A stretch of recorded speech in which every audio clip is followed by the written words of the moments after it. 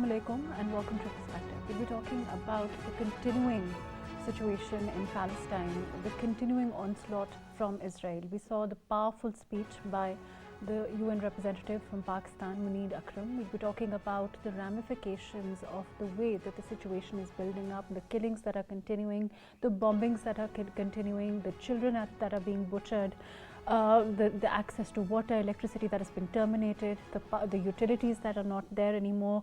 There are no words to express what is happening to the people of Palestine at this time. Of course, we want to go and talk about what the future means for the people of Palestine struggling at this time, trying to mass graves at this time that we are seeing, the children that we are seeing die. People are making their children wear bracelets so that they're not anonymous in death. The kind of horrific situation unfolding in front of us at this time bears no resemblance to anything. People talk about Holocaust, they talk about the past, they talk about Nazi Germany. Those are all parallels, yes, but not enough similarity there, not enough of the kind of horror that we are seeing at this time. I'm by no means trying to belittle what happened there, but it is a time for thought, it is a time for movement among all those that want to do something for the people of Palestine. I want to continue and talk about this. I have with me Dr. Munawar Mahar, who is an IR expert. Thank you for being with us today. We have with us Dr. Baqir Malik, who is an expert in IR relations. Thank you for being with us. We'll also later have Maleeha Lodhi, who's a former ambassador at the UN, Pakistan's ambassador at the UN. I'm going to start with Dr. Munawar Mahar. Munawar Sahab, the situation at this time, like I said, there are no words. Do you think, the speeches in UN, we saw, the onslaught that the Secretary General of the United Nations himself is facing. Do you think it's going to make a difference at all? The UN taking a stand this way, the world watching this horror unfold at this time. There are, like I said, what do you expect? What do you hope for the people of Palestine? Thank you, Mahrukh, for having me again in your show.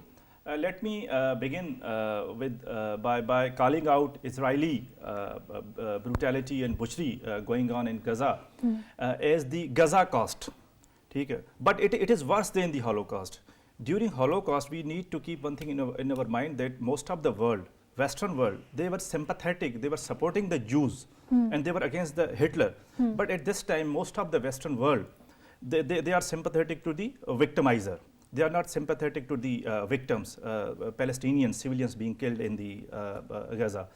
And before we come to the resolution, let us remind the world of the immense, immeasurable human loss that is being caused by the Israeli bombardment with impunity, that so far between 7 October and 26 October, according to the Health Ministry of Palestine, there have been 7,000 casualties and people have been killed, including over the 3,000 children. Now we need to understand that this death toll, it excludes those still trapped under the rubble, those who remain unregistered, those who are not brought to the hospitals and could fulfill the procedure of formalities.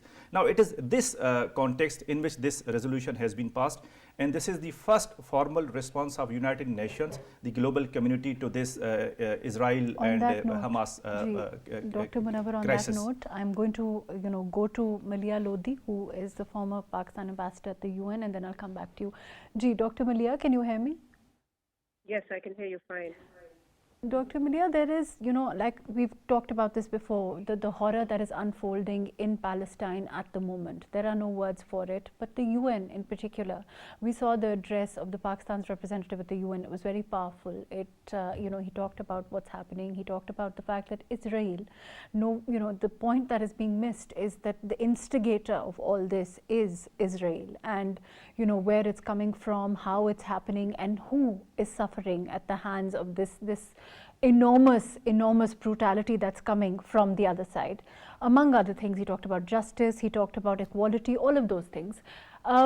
In your experience, how do you look at what is being said at the UN particularly? And do you think that, the onslaught of the Secretary General of the UN, we also witnessed that, is it unprecedented?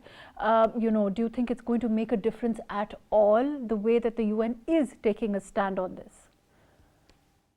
First of all, let's look at why there was an emergency special session of the General Assembly. It's because there was a deadlock in the UN Security Council. And when there is a deadlock and there is disagreement and nothing emerges from the Council, because that's what happened. Several resolutions were moved, but none of them made it, mostly thanks to the United States.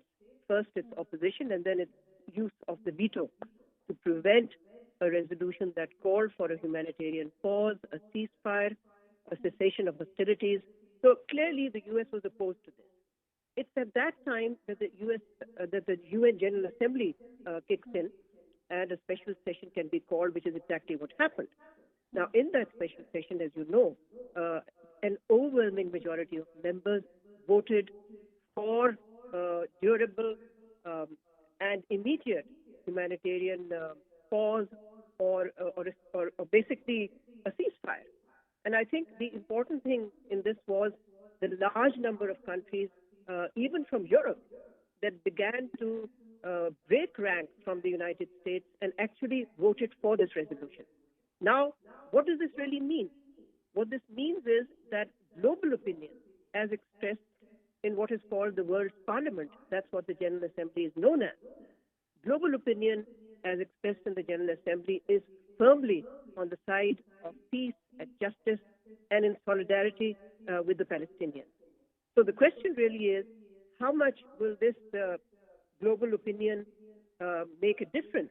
Will it impact on the United States? Because after all, there's only one country that Israel listens to, and that's the United States. So far, the U.S. has not budged from its one-sided blind support of Israel. But as we can see now, that international opinion has shifted decisively against Israel and for the Palestinian people, and this, as I said, was graphically demonstrated by this vote in the UN General Assembly. So I think that, as well as the fact that there is street pressure now, not just in the Arab street. As I speak, a huge rally is taking place in London, and in fact, we've seen demonstrations across the Muslim world, Western capitals, as well as in the United States itself. So global opinion is clearly now increasing the pressure on the United States. There's diplomatic pressure vis-a-vis the UN General Assembly resolution, and there is also pressure from people's part, as it were. But Maleeha, yes, there is pressure, yes, but like you said, there is one country that Israel listens to, and it doesn't seem to have budged from its stance and its support of Israel. In terms of, a ceasefire, is that, the only effective route for the Palestinian people? Are we only looking at the US at this time? Well, immediately, in the immediate, yes, in the immediate sense, of course, you have to first have the war coming to an end before you can even look at what to do post-war. So until the hostilities don't end, and you can see the devastation they're causing, the bloodshed they're causing, the carnage, the genocide that Israel is directing at the people of Palestine. So unless first this is brought to a halt, we can't really move on anything else. So it's crucial for what the UN General Assembly resolution called an immediate truce. For that to happen, I think the United States would have to review its one-sided policy and see how the world is thinking in a certain way and how the United States, as shown by the UN General Assembly, is increasingly isolated in the international community. The vast majority of the international community wants an end to the war, and it wants civilians to be given the assistance because they're in dire need now. And things are getting from, as you yourself said, from bad to worse in Gaza, where there's been a complete communication blackout. But Dr. Maleeha, in terms of other countries, we saw Canada also. And Dr. Munir Akram spoke about, how a country that is known for its fairness, generally speaking, is also, choosing to look the other way, is choosing to take a stand. We're also looking at France, we're also looking at other countries who are choosing to support Israel at this time. Regardless of, actually, that's not correct. France actually voted for this resolution in the UN General Assembly. As I said to you before, several European countries broke ranks. If you look at the handful of countries that voted no, there are very few Europeans amongst them. Even the United Kingdom, the closest ally of the United States, abstained. It didn't vote against the resolution. So there's France, there's Portugal, there's Spain.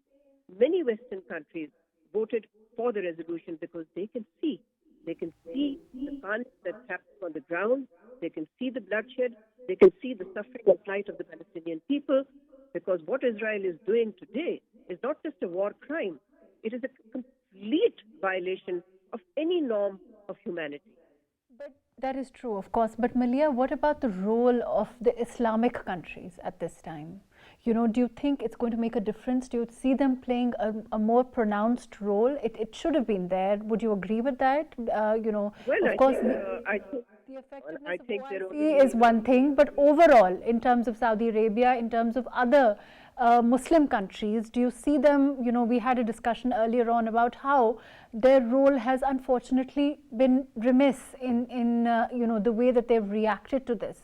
Its effectiveness on the whole, No, I think Muslim countries, Arab countries, OIC countries, they played a key role.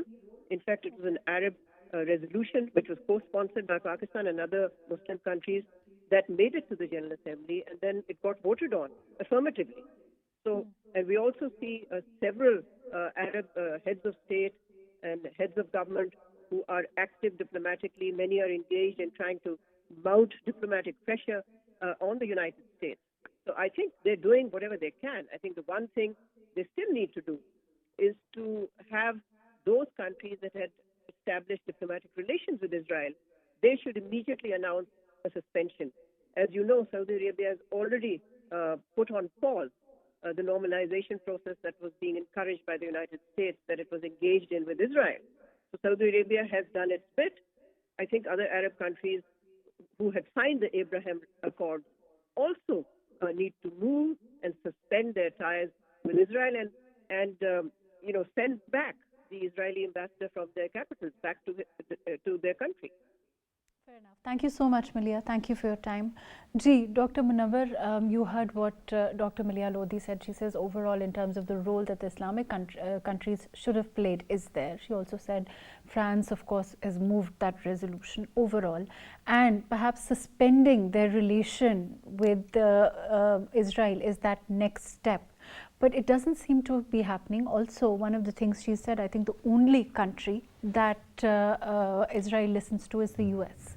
And that kind of reaction we are not seeing. The support of the actions that are happening is unilaterally at this time there from America. So what do you feel? Do you think it's going to make a difference? Do you think it's going to change at all? How do you look at it? As far as the role of Muslim countries, or if we put them collectively, we call them as OIC. Its status has been reduced to the status of OIC. Israel is killing the Palestinians. OIC is saying, I'm seeing, I'm looking at you. But they are too weak. Mahrukh, Muslim countries are badly divided along the ethnic, along the social, along the geographical, along the sectarian lines. They are too weak to do anything to stop Israel from seizing this war. And most of the Muslim countries, they are closely allied with the USA. That is the principal supporter of Israeli crimes against the humanity. Because we need to keep one thing in our mind, that Israel's power doesn't come from its weapons only, latest technology it's only. It's come from Western support, unconditional Western support. It's a special relationship, especially with the USA. So most of your Muslim countries, they depend on the Western military and security, and the others are economically too fragile and too weak to stand up to the Israel and do anything on the ground. So OIC, we cannot expect much from the OIC. If Israel is going to change its position, its line, it is going to be because of the Western pressure. It is going to be because of the US pressure, because the global society is putting a huge pressure on the exposing and putting pressure on the Western countries that Israel is not bombing the civilians. Israel is not bombing the innocent children. Israel is actually bombing the so-called Western values, human rights, humanitarian laws, and international laws. Fair enough. So let me go to Dr. Baqir. I'll come back to you. Dr. Baqir, there is, of course, on the one hand, the US and its support. Do you think there's we're seeing huge rallies, public rallies, not only in the UK, also in the US. Do you think there's a divergence of opinion, there's a difference of opinion between the public's opinion at this time of what's happening and what the government is doing? Thank you for your invitation. I think first time I am looking about that there is a clear split between the thinking of the political class and society. As you are talking about, there is a protest in UK, US. One of my friend in University of Massachusetts, she was also arranging this kind of protest against Israel, and she is a Jew and she belongs from the Israel. When I talk that why you are basically arranging this kind of activities and you have arranged protest and something, and what she said in a single sentence that we have a clear slogan that why Israel is using our name to kill the innocent Palestinian people. So even if you look the media and you see how the Washington Post and New York Times, Guardian, and even on social media, how they are basically projecting this story on their front pages and like this.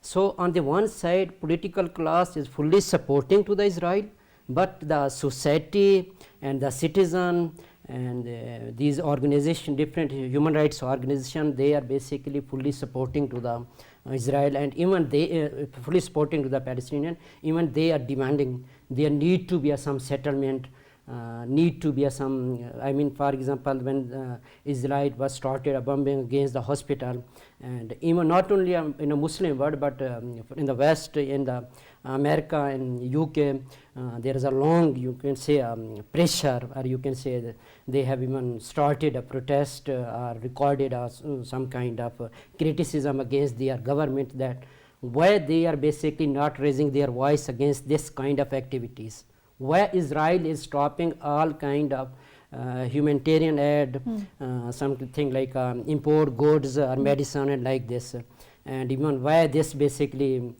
their government are not doing, they are basically not pressurizing the Israel to stop this kind of activities.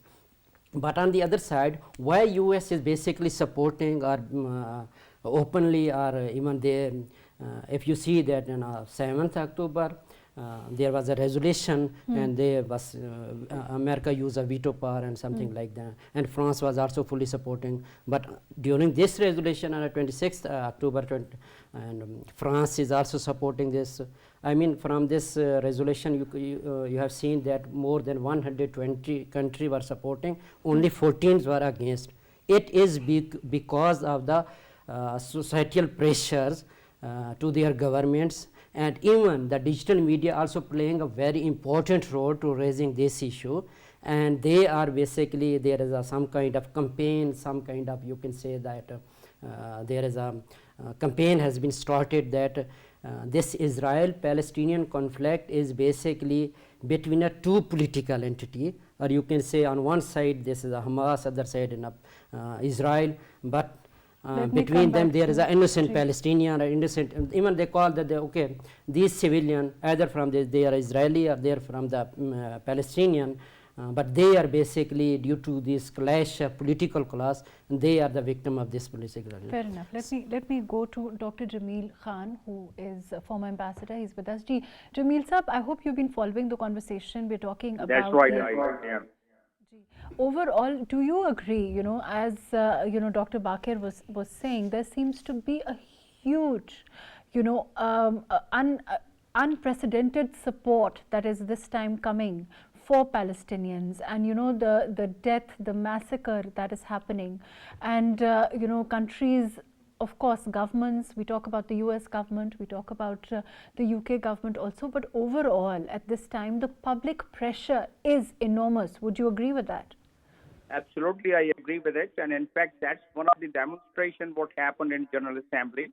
yesterday, that is Friday, and the resolution which is passed, which Dr. Baqir was also mentioning, and we have seen that even the Western countries have also voted for it. So many Western countries.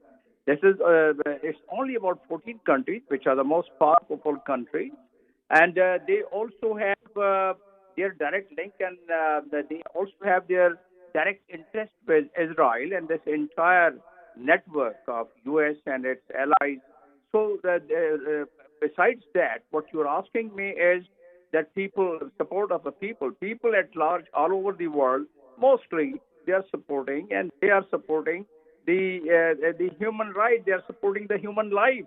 As a matter of fact, they have not seen, this generation has never seen. In fact, even World War II, this kind of a carpet bombing, this kind of a phosphorus bombing, this kind of a raid, and this kind of a using fuel and food as a weapon of war was not seen against the innocent civilians. And you know what the excuse they are making? The excuse the Israelis are making is that the hospital Al-Shafa, which is now the only big hospital left, about more than 60% hospital has already been bombed, and the remaining hospitals are going to shut down by midnight or by tomorrow because of the fuel and because of the medical supplies.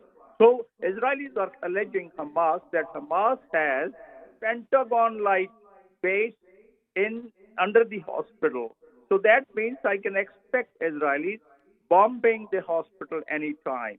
And somehow, as you were mentioning, the governments of various countries, they have a different bent of mind, and their interest lies in that network of Israel and its U.S. and its allies. But the people at large, it's a bottom of pressure which is being created, and that's why we see so many countries, including France. By the way, France initially was not in favor of the resolution. Once the resolution was amended from ceasefire to truce, the word ceasefire was removed and truce was inserted for the humanitarian work.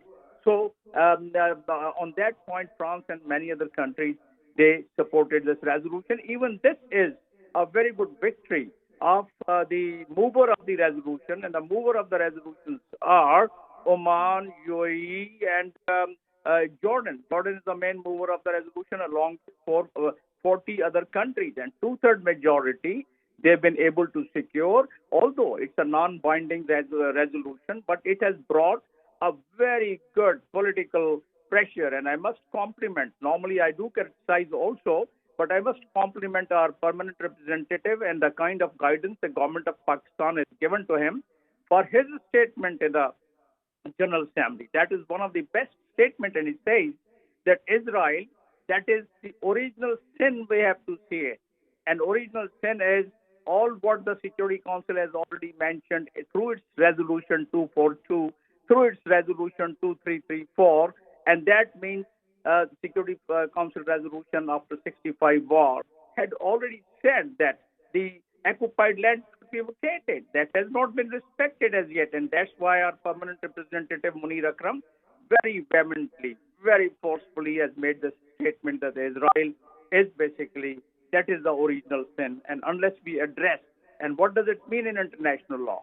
It means in international law that if the Security Council resolutions which I just mentioned, if it is not been implemented, and if we cannot implement it, then in that case, the world would definitely face its consequences. And the consequences are what Russia has already mentioned, what Iran has already mentioned, and what we are seeing today. While General Assembly was passing the resolution, Israel intensified its carpet bombing, not only Gaza, but also they started intensifying in the Lebanon, in the southern Lebanon, where there are about 8 to 9 kilometers people have already vacated. So, and imagine about more than 3,000 aircraft Israel has, more than about 2,500 tanks in front of the stretch of about 11 miles. 11 miles of this Gaza, which is where they say the Hamas has its control. Of course, Hamas had won the election and they had their control on it. So what I'm saying here is that this bottom-up pressure is going to compel the ruler, the government and the head of the government, and they'll have to really respect some of these human values. But I hope, or only hope, that on that note, I'm going to go to Dr. Munawar. Dr. Munawar, you know what Ambassador Saab is saying is that essentially the kind of pressure that is building is going to propel nations to, for their own interest, to the human interest to override their own interest. Do you think that's possible? Of course, on the one hand, all nations have their own interest, but this kind of massacre that is unfolding in front of our eyes as we speak is unprecedented on all levels. The kind of support also, and that is heartening, is in a sense unprecedented also. Do you think, can we be that hopeful that that's going to prevent countries, like the US, who have historically also always looked at their own interest, their own alliances and what they mean, for themselves, to perhaps pressurize Israel to go towards a ceasefire? Actually, over the Israeli policy, the unbridled Israeli policy of turning Gaza into the world's largest open-air hell. Earlier it used to be the open-air jail. Now Israel has turned Gaza into the largest open-air hell on the planet. Over this policy, there's a clear disconnect between the global leadership, especially in the Western countries, and the public. Mahrukh, we need to keep one thing in our mind, that Western policy, especially US foreign policy towards Israel, is not reflective of American public or Western public or our Western values and American values. It is basically representative, or it is basically reflective of Western military industrial complex that supports wars, that sells weapons, that creates uncertainty and insecurity in the regions, and pit the nations against one another, so that its weapon sales, they go up, they benefit from the war. So US foreign policy has been hijacked by the military industrial complex, as warned by the US President Eisenhower back decades ago, that one day US democracy is going to be hijacked by the military industrial complex if you do not control them and curtail their influence. So if you take a look at the US public and Western public, they are protesting against these atrocities, the crime, genocide unfolding in the Gaza. When you take a look at their leadership and their official foreign policy towards their approach to the civilian lives, loss of lives in the Gaza, their approach of the Western leaders and governments, it is worse than the approach of Genghis Khan and Vikings to the human lives back in the medieval times.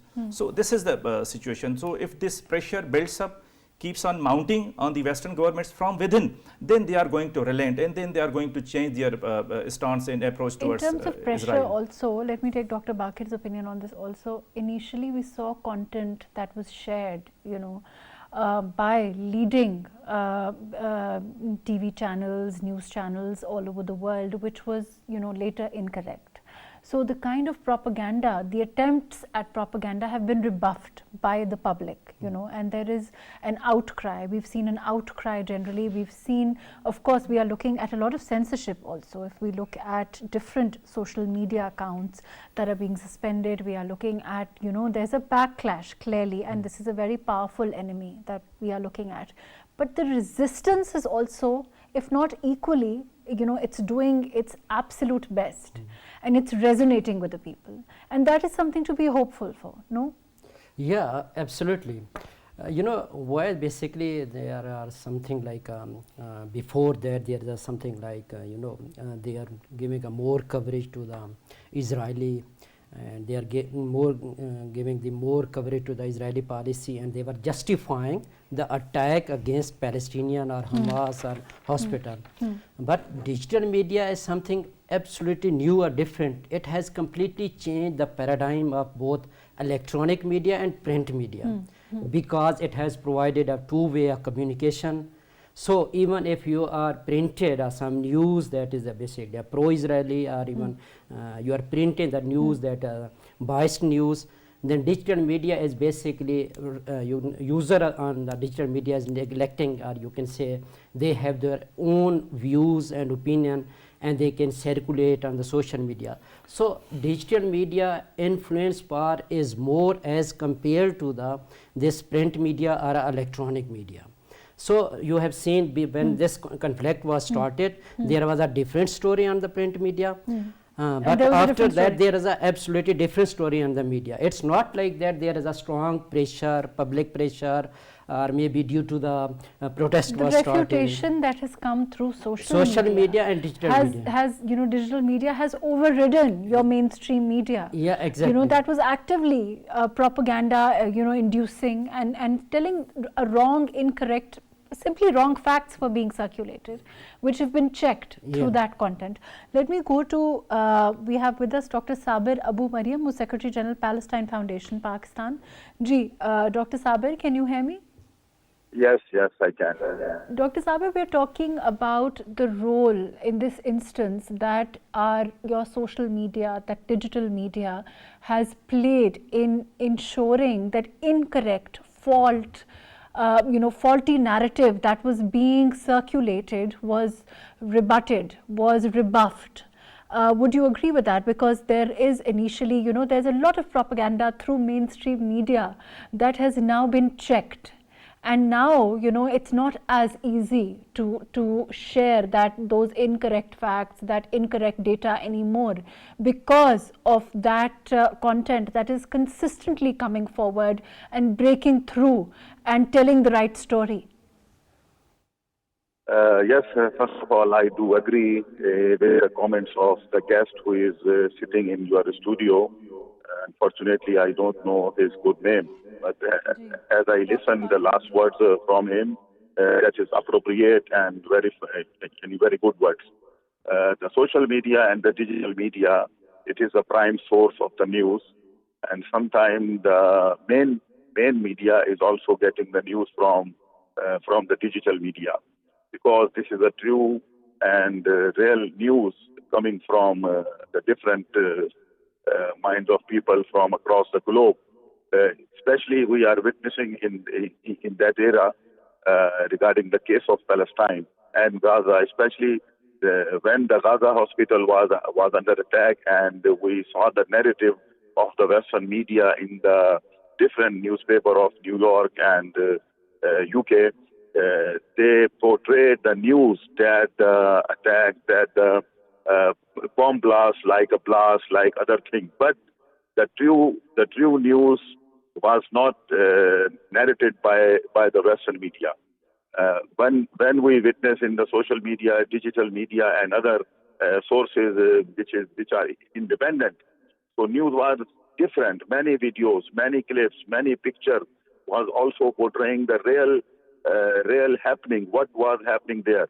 It was not blast, not it was only some people dead, but it was a clearly massacre. It was clearly, for example, brutality, and this news was published through digital media. Yes, again, I do agree with the positive role of digital media. Sometimes some news published from some accounts from different sites without any verification and some sources. So it is sometimes it's harmful and sometimes it is best. But conclusively, I do agree with the opinion of our honorable guest who is sitting in the your studio. At this time, we know that it is, we know that it is a situation that warrants no words. We know that, there is little that can be said about the children, the babies that are dying. There's little that can be said about the women that are being murdered. There's little that can be said about the mass graves at this time in Palestine. But even so, do you think that there is a chance, there is, however slim that it may be, that the people of Palestine hope for of a ceasefire? Yes, that's a good question. That all of the media is just portraying the one side of the picture, that people of Gaza are suffering, they are under barbarism, they are under fascism of Zionist regime. But we have another good news that the people of Gaza, they are steadfast. They have decided to face this bombardment. They have decided to not leave their homeland, especially the Gaza Strip, because the Israeli regime has trying since the first day to kick out all the people of Gaza from Gaza to Sinai and Jordan. So this is the hope from the people of Gaza. They are steadfast, and I want to share some news with you. At last night, we have witnessed many rumors and many news that the Israeli forces had entered inside the Gaza Strip, but the reality is that the Israeli forces didn't enter inside the Gaza, but they were outside almost 11 and 12 kilometers. The Islamic resistance and Islamic Jihad, they have confronted against the Zionist forces, and they stopped them. And finally, after this defeat, the Israeli regime has decided to bombardment through the Air Force, and they have done. The people of Gaza, before 2 days, I talked with some Jihad and Hamas in Palestine. They categorically stated that all the people in Gaza, they are hopeful and they are steadfast, and they are saying this fight not only for Gaza, but we are thinking about the liberation of Al-Quds, liberation of Al-Aqsa, and all over the Palestine, not only in Gaza. Thank you so much, Dr. Sabir. Thank you for your very valuable info. Let me come back to you. Please stay with us. Dr. Munawar, you heard what Dr. Sabir is saying. It is, something that one really, is at a loss of words to hear him talk about the faith of the Palestinian people. And the fact that, he says that he spoke to somebody last night and they're resolved to ensure that they will see this through, whatever happens. And the relentless faith of the Palestinian people is perhaps something that is unparalleled. Even as we all sit safely in our own homes, it is something to think about. It is something that we, as even when, our children are safe, they're around us, when we think about those mass graves, when we think about those small children, and the women that are dying, and the faith that is there in the Palestinians. I also want to move on and talk about the fact, do you see, it's been 20 days now that this happened, and it's continuing relentlessly. Nothing seems to have changed. Only the ferocity of the attack itself has increased over time. In these kind of situations, in this kind of, onslaught that we are seeing, where there is a lot of, there's no parity from one side in terms of the kind of onslaught that's coming, the resistance that is coming. How long do you think is going to take? The question has to be asked for there to be some change, for there to be a crack somewhere, for there to be, something that changes for the Palestinian people. Mahrukh, all this is happening in 21st century. This is more important to note.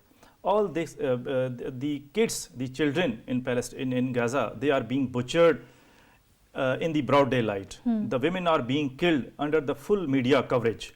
All this is happening in the 21st century. That was being celebrated as the century of international law, humanitarian rules, regulations, Geneva Conventions. They have been being bombed to the rubble by Israel and exposed the Western values. So this is very important to note that this is happening. I think that's a very important point that you've brought to our notice here, and Dr. Baqir's opinion also on this, that in this day and age, there are so many champions of humanity. There are so many organizations of humanity, whether we talk about the United Nations, whether we talk about, UNHR, or we talk about, there are, you name it, there are multiple organizations, there are multiple safeguards, countries that say that they are safeguard, they want to ensure safety, they want to ensure that there equity in the world. And I think Munir Akram also mentioned, justice, equity, and the fact that, that none of that is here in this conflict at all. But at the same time, this conflict itself shows that actual reality of the world, unfortunately, is only and only might is right. Isn't that true? 100%. But Before that, you were saying that why America is fully supporting. I think, yes, there is something like a humanitarian, or you can say there is something, we don't have a word to express the exact feeling for the Palestinian. But politically, strategically, it has a deep impact on the American politics and even on this Israeli politics. Because international community, you can say Russia want to engage America itself in this conflict. And there is so there are Western interests. Yeah, Western interests, they want to just basically engage. They want to use this region that, okay, they provoke the Israel, okay, you start your attack, you increase your attack. But on the other side, because on a foreign policy, realist paradigm is a more dominant as compared to where you ignore the human values, you ignore the morality, you ignore the ethics. So that's why the Palestinian people were basically they are not getting much support from the international community, or you can say the world leader. Is reason is that because all they have their own interest. So they absolutely forget about the human rights value, or you can say that there is some. So why do we have these organizations? I'm sorry, you know, this may be a very naive question, but it's a question that should come in the mind of a normal person. Why do we have these organizations? Why do we have these watchdogs who are supposed to, watch for this kind of injustice, if they are so useless? And that's what we've seen. Because these organization, watchdog, they have some influence from these major actors. So sometimes they react like this, but at least you can say they are completely dead, or they are not doing anything. But yes, they are also playing their role, I mean, in a minor like this. For example, if you see, just only see the United Nations, before on the 7th October, the resolution was failed to accept, and this and 27th on a Friday, the resolution was passed like this. And even you have seen the speech of the United Nations Secretary General. So what kind of speech he was given in the United Nations, and the reaction of the Israeli permanent representative in the United Nations. It means they are trying to do something, but because of the influence of the major power or their interest like this, that's why they are unable to basically deliver or to highlight the issue properly as we are expecting like this. Unfortunately, I have little time. Dr. Munawar, you wanted to say I would like to add a last point very quickly. That Mahrukh, the greatest human invention is not science or technology, it's not internet. It is laws, humanitarian laws, international laws that bind humanity together, that separate the society of jungle from the civilized society, from the international society. Before these attacks, before the Israeli atrocities, we were living under the illusion that this world is rule-based. But no, this world remains and will continue to be the power-based. Might will reign supreme.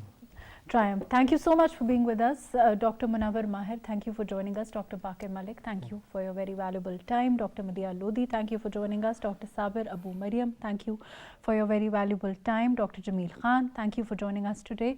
Thank you everyone for being with us today on a very, very important topic. Like we discussed, unfortunately what's happening in Palestine seems to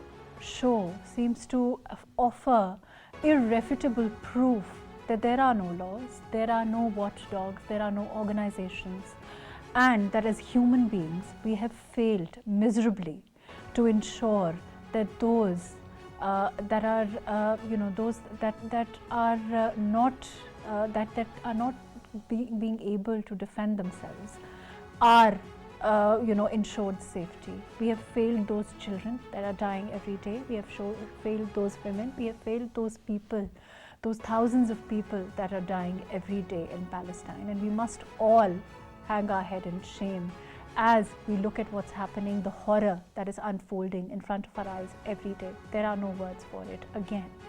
As we look at our safe children, as every night, our thoughts go to those children that don't know, the mothers that don't know if they will see their children the next day. Thank you so much for being with us today.